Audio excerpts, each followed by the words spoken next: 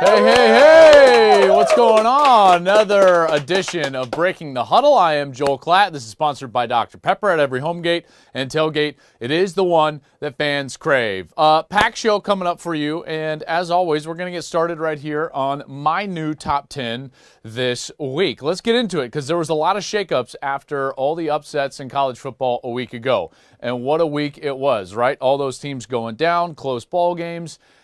Before I get into the top 10, remember now, just remember, there's only one great team that I think can win sleepwalking on most weeks, and that is Alabama. Maybe Ohio State is in on that, but we saw them sleepwalk last week against Minnesota. If they do that against a better team, they might be in trouble. But I say that to remind you that these are still college-age kids. So the more that we hype up and rank certain teams, the more that they believe it and the less hard they work, right? Complacency is a real thing when it comes to football teams. And then you've got these teams that aren't ranked. Maybe they lose an early game. Maybe they've lost 2 early games. And guess what they do? They just continue to work hard and work hard and work hard. So now you have these two teams, right? And there's not a huge margin between them. And one of them is getting complacent because we've told them as a media that you're great and you're ranked and so on and so forth. And then you've got this team that has lost some close games and they've continued to work and continued to work. Guess what happens? They beat this team. That's what happens in college football. That's why in October we see all of these losses. Is the human nature of ranked teams and the human nature of unranked teams. So all I'm telling you is that's going to continue in the month of October, and I think that we're going to have a couple of this week. Namely, watch out Oregon. I think you're probably going to get beat by Washington State. Watch out USC. I think Utah is probably going to beat you. Those two games Vegas has dead on. Utah and Washington State are favorites at home and should be. They're probably going to win those games. Now let's get into the top 10 after that quick little dissertation on college football. Having said that, Oregon, you did earn your way into the top 10. I think it'll be short-lived, but you have earned your way into the top 10. You can make a case that Oregon should be undefeated, right? I mean, they had the lead. They were about to take the 31-7 lead against Stanford, and all of a sudden they hit the pylon. It's out of bounds. They fumble. It goes the other direction, and bang, all of a sudden the Cardinal roll out of there with a victory. That was a heck of a performance. You dodged a huge bullet with the missed field goal. Chris Peterson got way too conservative late. They had another botched inside the 5 play call on offense. That's twice now that an offensive play call for Washington has essentially cost them the game.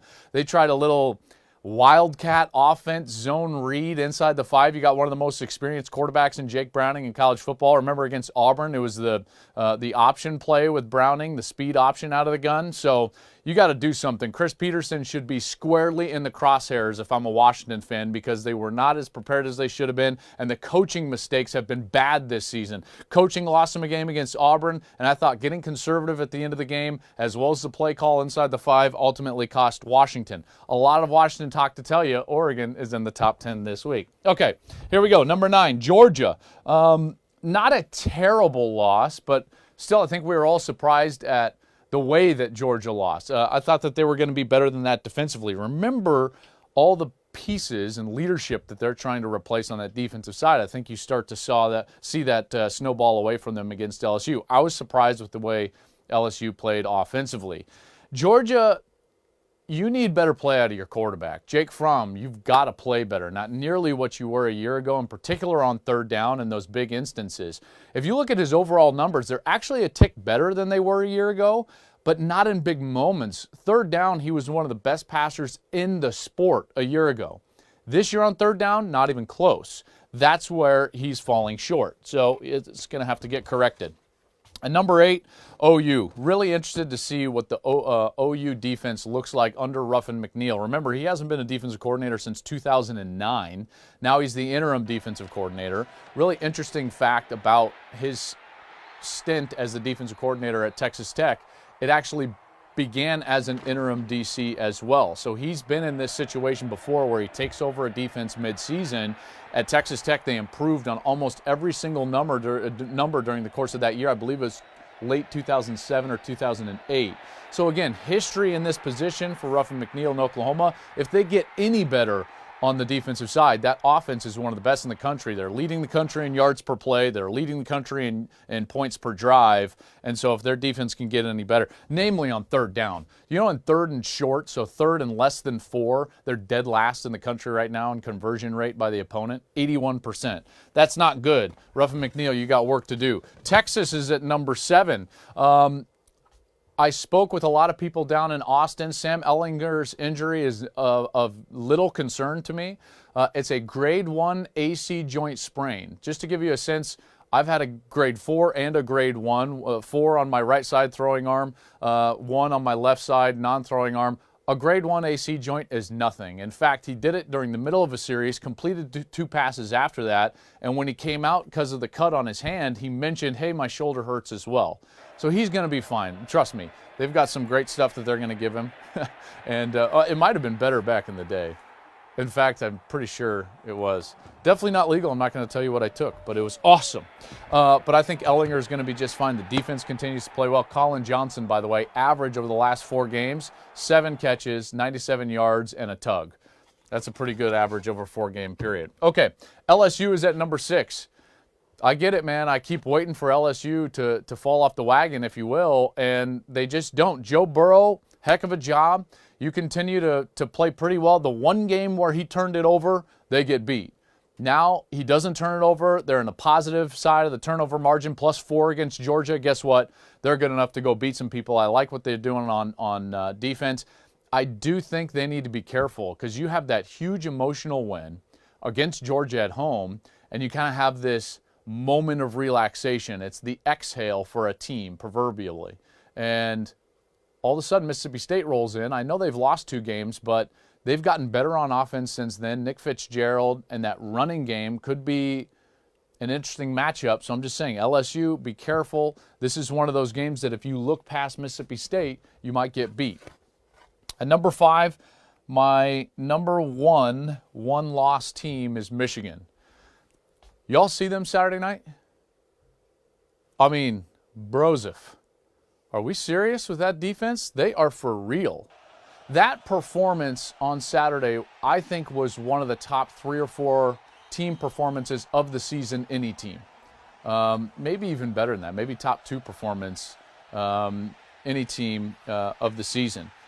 Here's the deal. Michigan is exactly what they have been in a lot of categories for the last couple of years, which is dominant on defense. They're dominant getting to the quarterback. They're dominant in pass defense. They're pretty good on the special teams, which is maybe even ratcheted up from the last couple of years. What has been the question about Michigan? Is the offensive line going to protect the quarterback, and will the quarterback play well? Both of those are being answered in the affirmative for the Wolverines. Think about this. Last year, they gave up well over 2.5 sacks per game, near 3 sacks per game, one of the worst in the Big Ten Conference. This year, they're only giving up about 1.5 sacks per game. That's a huge difference. Shea Patterson and the offensive line combining are what's giving them the ability to throw the football, convert on third down. Shea's been playing amazing. I got to tell you, his ability to run the football on quarterback design runs and then scramble when he needs to gives him a whole different element. I love what Michigan is doing. Who's beating them right now? I'm going to be in East Lansing for the Michigan State-Michigan game, and I can tell you right now, that Michigan team, now that Georgia lost, this team is in full control of their own fate to the playoff. Not just the Big Ten Conference. If Michigan wins out, they're going to the college football playoff. Period. Hands down. There's no doubt about it. Joel, but there's 4 undefeated. Yeah, but one of them's Ohio State. So if they were to take care of Ohio State, they would jump up. They would be my best one-loss contender, best resume, clearly. You could maybe argue that LSU, if they were to win out, would also be in that mix, but remember that would also throw Alabama out, and then you would start to get a non-champ Alabama against a Big Ten champ Michigan. I would guess that the Big Ten champ Michigan would get in even over an one-loss Michigan, because remember, the only loss that Michigan would have would be against Notre Dame week 1. Not quite the same as last year, because remember, Ohio State had 2 losses to Alabama's 1 loss, which is why I think the Crimson Tide ultimately went. Okay, Notre Dame at number 4. Not the best performance that they've had this year, but Ian Book is a guy that's leading the country in completion percentage at just over 75%, and he continues to play well. I really like their defense, and remember now, it's October, like I told you. Teams are going to struggle. Ohio State struggled a little bit against Minnesota. Alabama played probably their worst game of the season against Missouri. No one's talking about that. But Notre Dame was struggling with a team that they should have beaten pretty soundly. But what did they do? They ended up winning the game. That's more than you can say for some of these other teams in the top 10 that ended up getting beat. I'm a big fan of Notre Dame. In fact, when you look at what Ian Book has been doing. He leads the country in completion percentage, and since he got into the lineup, they're 39.5 points per game is what they're scoring. That's a huge step forward for them offensively since he's been in the lineup. All right, number 3. I got a little change up here. You know I've had Ohio State at number 2 most of the season, but I saw them live, and normally with great teams, I'm like, hey, I saw them live. They're better than people think.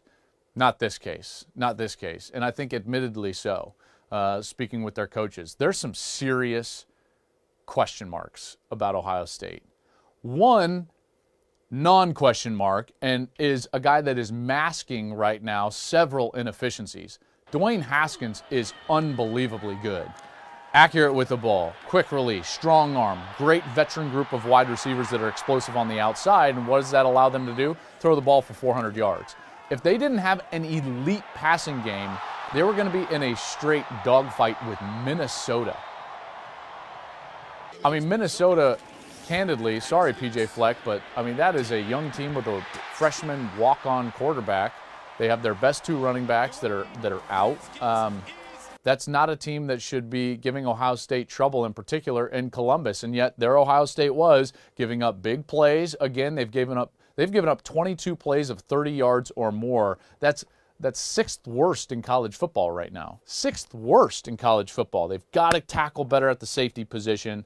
They lose now Bosa. Bosa says, hey, peace, I'm out. I'm going to go get my $30 million in the top 3 picks in the NFL draft. Don't fault him for that at all. By the way, I'll have a lot more thoughts on that during the course of the week, so stay tuned right here to our digital channels. Besides Dwayne Haskins, man, Ohio State, you got to get better. The offensive line was bad. Bad. And I hate criticizing individual players. That's the thing. So the fact that I was forced into that corner during the broadcast, bad. So Ohio State, you have, I guess on the bright side, like, you got a lot of room for improvement. And you still won. Cue the Twitter guy. How is Clemson off a bye week going up in your rankings? Well, because these 2 teams didn't look that great. So there, and it's why, not how. So shut your face. Clemson is a team that in the last time we saw them, Trevor Lawrence looked a lot better than he had. And as he continues to get comfortable and mature, you're going to see this offense take steps forward. You know they can run the football. They did that in that win against Syracuse when they needed it most. They ran the ball really well. Their defense is as dominant as we expected them to be, in particular up front, in particular getting to the quarterback and tackles for loss and things of that nature. And that's a really good team with a schedule that is not all that difficult. Everyone's like, man, they face an undefeated North Carolina State. Come on, give me a break. If North Carolina State would have had to play West Virginia, even though West Virginia lost last week to Iowa State, North Carolina State would not be undefeated right now. No question in my mind, actually. So Clemson's schedule is bootleg. They're going to have to win all their games because as a one-loss, any number of one-loss teams would get into the playoff over Clemson. I am not a give Clemson the benefit of the doubt. There's one team right now that gets the benefit of the doubt, and that's my number 1 team, Alabama. They've looked absolutely dominant. Their injury to Tua, whether it's severe or not, whether he has to sit out or not, it doesn't matter because Jalen Hurts is there. So they might not score 53 points a game, so they'll score 36. Oh, great. They're still a top 10 scoring defense, giving up less than, 16 points per game? So does it matter? Oh, we didn't score 53. Yeah, we scored 38. Awesome. So they're still going to be the number 1 team in the country. Until they get to that matchup with LSU, they're not going to be challenged. Auburn's certainly not going to challenge them with that bootleg offense that Gus Malzahn is rolling out there. Are you kidding me, Auburn? I thought you guys were supposed to be decent. You guys are awful on offense. Bama's not going to get tested. They probably are not going to get tested even in the SEC championship game. So once again, the only team that gets the benefit of the doubt is Alabama. They've proven it, time and time again, year over year. This year, they have been the most dominant team in college football. They've got the quarterback probably playing the best football, with exception to maybe Dwayne Haskins. The difference is that Alabama is not being masked by Tua, like Ohio State is being masked by Dwayne Haskins. A lot of elements of this team right now need improvement. Almost every element of this team is pretty spot on, solid, rock solid. They can beat you with any element, including their run game, by the way. The two Harrises, what? I mean, they're averaging over 6 yards per pop. They can run it. Everyone's talking about Tua's numbers. They still run the ball for, 45, 50 times per game and just hammer. They bludgeon people with their run game. No one's talking about that, but it's true. That's why Tua only has to throw the ball like 13 times. So again, what can you really do with this top 10? Nothing. Maybe, Florida should be above LSU. Stop it. What are you, Dan Mullen's cousin? Get out of here right now. That's going to do it. Breaking the Huddle, my top 10 right there. Look for all my videos the rest of the week. We're going to have thoughts on Nick Bosa. We're going to have all sorts of different things. We'll have predictions coming up on Friday. That's at College Football on Fox on Twitter, and everything going on Facebook and all the social media posts that you kids are into. I'm Joel Klatt. This has been sponsored by Dr. Pepper. Big thanks to them. Remember, at every home gate and tailgate, it is the one that fans crave. We'll see you on Saturday, Michigan State on Fox, noon Eastern.